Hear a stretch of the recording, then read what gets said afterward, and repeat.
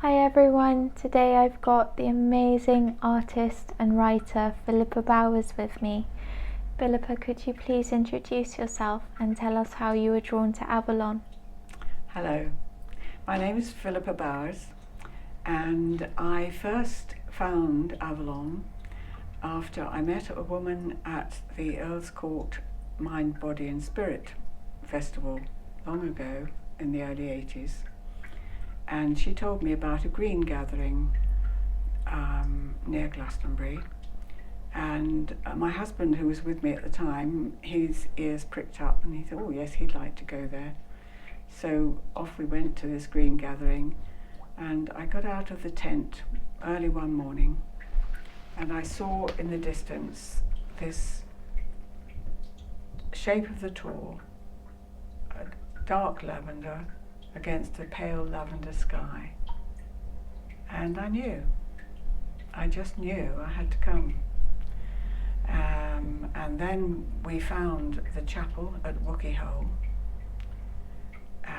It all happened, one thing after another, almost immediately. And we came here. And I believe it's the land that pulls us in. There's an awful lot of people who feel that pull, and that hook goes in, and you're wound in. I even tried to leave. I tried to retire 25 years ago, and we went to Cornwall, which was wonderful, absolutely magical, Tintagel.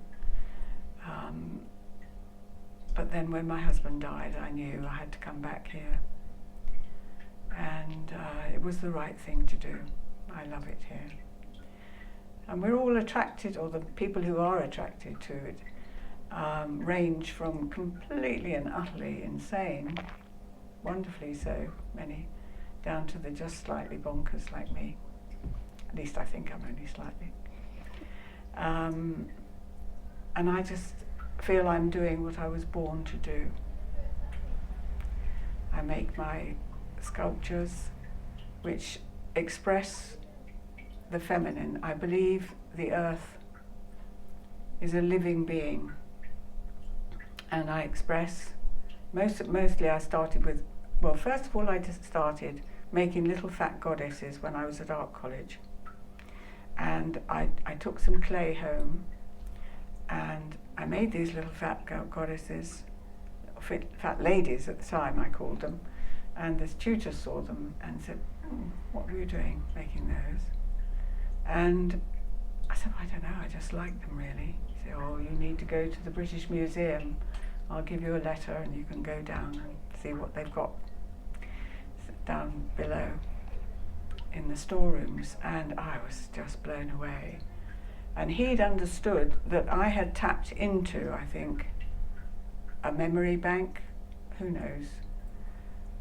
But what he said was, they're so similar to these little votive offerings that have been found all over the world from long ago.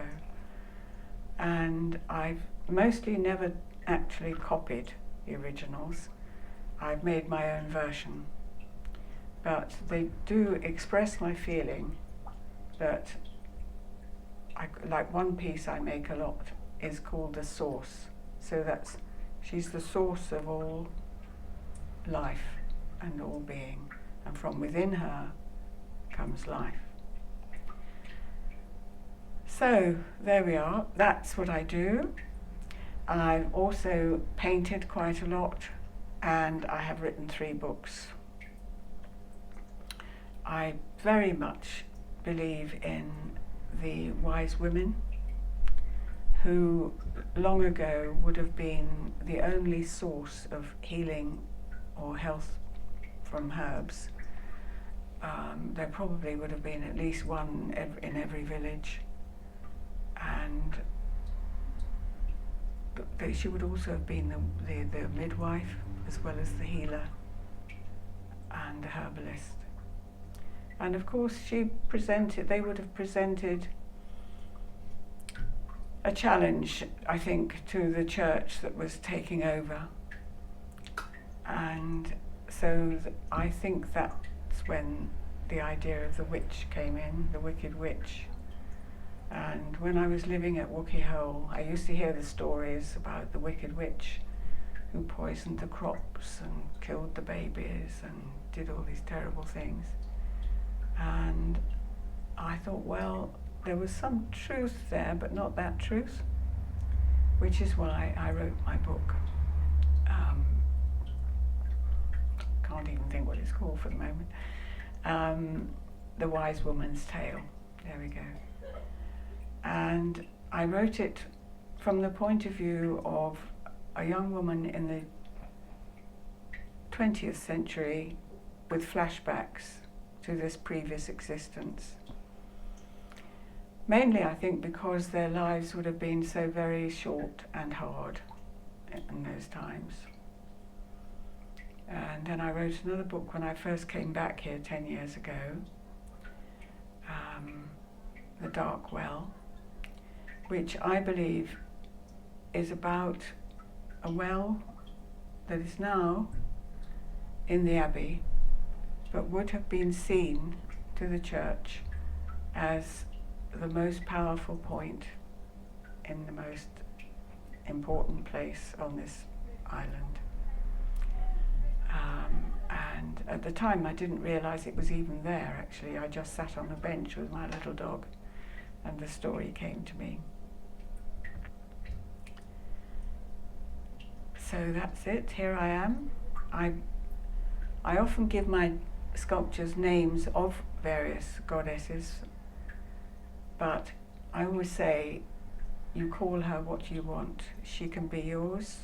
You give her your own name.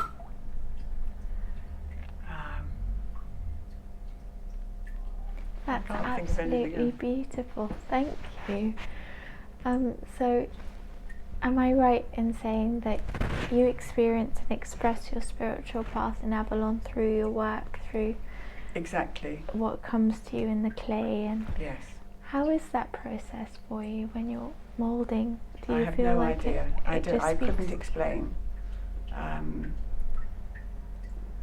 idea will come to me and I will make that piece.